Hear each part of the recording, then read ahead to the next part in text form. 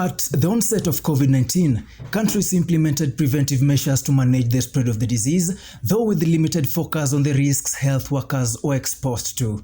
As a gesture of future preparedness, the Ministry of Health and our partners conducted a study on lived experiences and accessibility of services to health care workers. And as an opportunity in disguise, the Ministry of Health partners have underlined the constant hand washing as a leeway to evading nearly 40% of bacteria infections.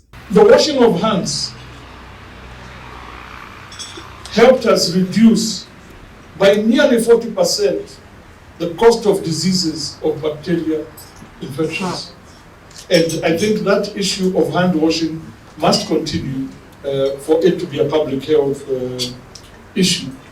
According to the Pharmacy and Poisons Board, the untimed arrival of the pandemic has propagated their efforts towards building health international rapport. Top Kenyan pharmaceutical manufacturers evenly had a fair share of challenges during the pandemic.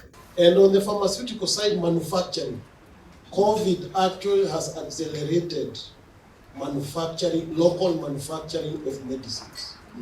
In the last 3 years, there are like 5 new entrants, manufacturers in this country that we are guiding through at various stages. They want to establish manufacturing here in Kenya. But one of our recommendations was to set up a buffer of supplies over a period of time for the region, so that as even the big pharmaceutical companies fight over IP issues and technology transfer, we still have some form of supply that can sustain us for X number of time.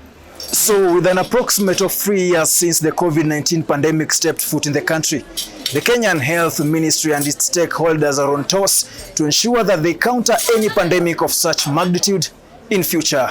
Collins Ngaira, The Informer, Nairobi.